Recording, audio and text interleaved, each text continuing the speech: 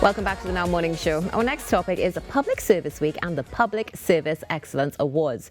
Joining us in studio is Claudelle McKellar, Permanent Secretary of the Ministry of Public Administration, and Coleen Gallazzi, Executive Director of Modernisation and Service Improvement at the Ministry of Public Administration. Good morning to both of you and welcome. Good morning. Thanks for having us. It's a pleasure to have both of you on the show for such an exciting conversation as well. Let's jump straight into it. What exactly is Public Service Week about, Permanent Secretary? Okay, thank you very much for having us. Let me just say a pleasant good morning to our Minister Alison West, and the rest of the staff of the Ministry of Public Administration. Public Service Day actually started back in 2002 by a United Nations General Assembly declaration, where it was felt that it was important to highlight and celebrate public service and the work that public officers do. So it's really about highlighting the values and the virtues of public service and what public officers do, right? So we did in fact have celebrations up to last year, 2023. We had about 20 ministries and departments involved. And in 2024, we thought we'd go even further, expand the process, because there's so much good work being done in the public service, often unheralded by us, our public service. But that was really what we thought we'd do, showcase and highlight what is done in the public service. So we have, yes, go ahead. No, I was just going to say, I think it's such an excellent initiative because, of course, as you know, there's always that back and forth and stigmas attached to certain things. Yes. So seeing this happen is something that is so necessary. And also, of course, giving that recognition to those where it's due, as you mentioned, it being unheralded. But why do you think, actually, yes, let me ask you this first. Why would you think the Ministry of Public Administration decided it was important to host the event? Okay, so the Ministry of Public Administration is as I like to say, the ministry's ministry. We are the admin of all the other ministries, there to support, oftentimes behind the scenes, the work that the other ministries do. We are the ministry who provide a number of services to our brother and sister ministries, HR services, property services, accommodation, training and development. So within our remit as the Ministry of Public Administration and responsible for public service modernization and transformation, it really falls to no one else but the Ministry of Public Administration to highlight and to showcase the work of our other public service ministries and departments. Well, Permanent Secretary, we definitely need to speak about some of the upcoming initiatives. However, before we get to that, Ms. Gallazzi, just bringing you back into the conversation, if I'm not mistaken, this year it's so much bigger in the scope than other years, of course, as mentioned, with the week and the awards and so much more. Can you tell us about all of the different events and the impact it will have? So what we decided to do this year is to expand our scope to encourage more team building and collaboration amongst the ministries, departments and agencies.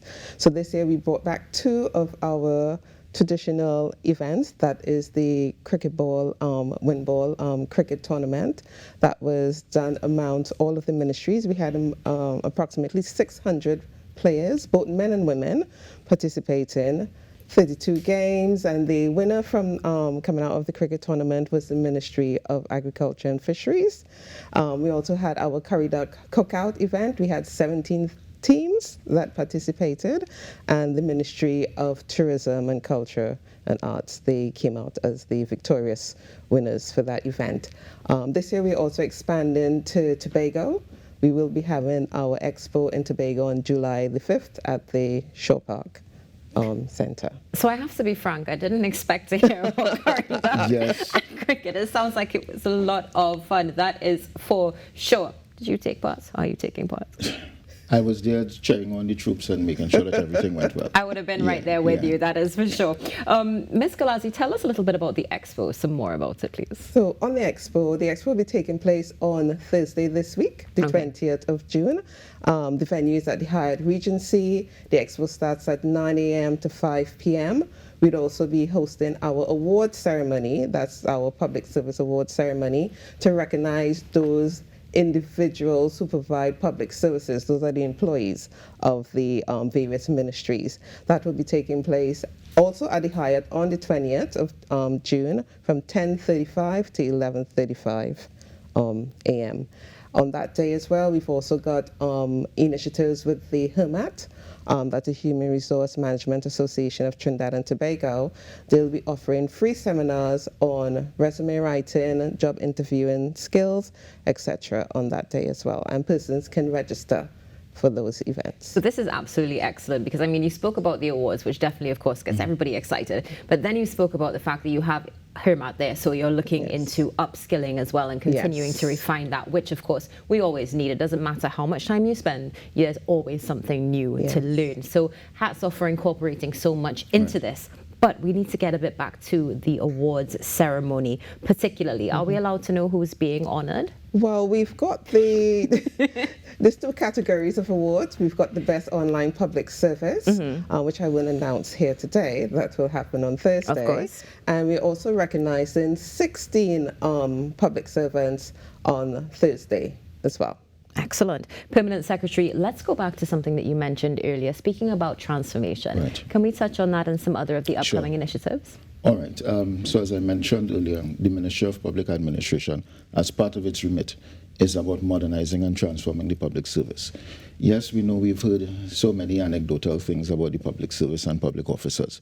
But as we move forward to realizing Vision 2030 and developing Trinidad and Tobago to development status, it is important that we have a public service that is agile, that is current, that has persons with the relevant skills and knowledge and attitudes to perform effectively. So a lot of what we do is about transforming, modernizing. There are a number of areas in which we do this modernization. So one of our big projects is the Electronic Human Capital Management Program, EHCM, which is really about applying technology to business in the area of human resource management. If we have a better human resource management function, that means, like I said, we will have the right people in the right places, doing the right things, properly managed, properly motivated. That will redound to better organizational performance, a better public service, facilitating the needs of the citizenry and national development. Another area in which we are doing a lot of work is in terms of accommodation. So we are really trying to bring service closer to the persons who need it out in their respective communities.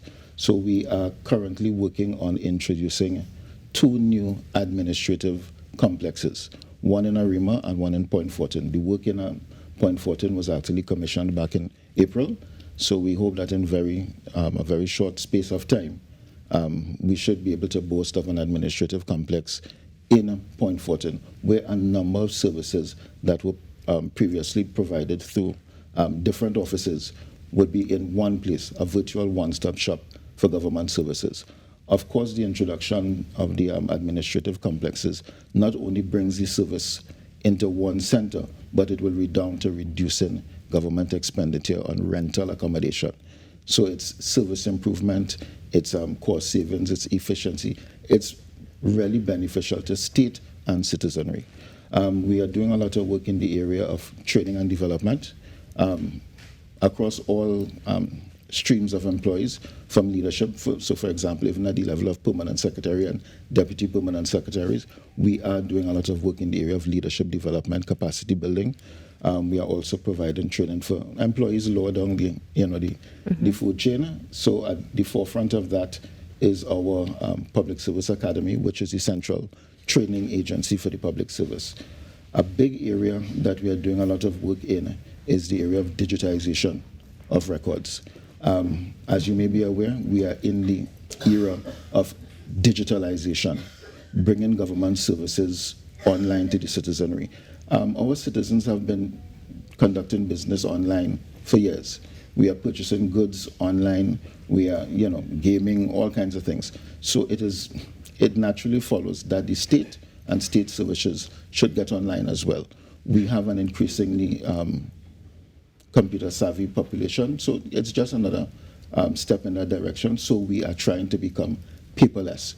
We are aggressively digitizing records, which will facilitate services online. Oh, that is absolutely wonderful. Permanent Secretary, Executive Director, thank you so much for joining us, and thank you so much for the work that you do. Thank you. I know that you're definitely going to be enjoying this week, and all the best as you continue to strive on for excellence. Thank you. Thanks for having us. Thank you. Not a problem. Talking about the Ministry of Public Administration, the week that's happening, and awards. There's so much more that you don't want to miss, but you don't want to miss what's happening right now. It's time for TT Moves with the Ministry of Health. This week's fitness instructor is Afia Jeffrey Wilkinson, who's focusing on a restorative stretching program for seniors.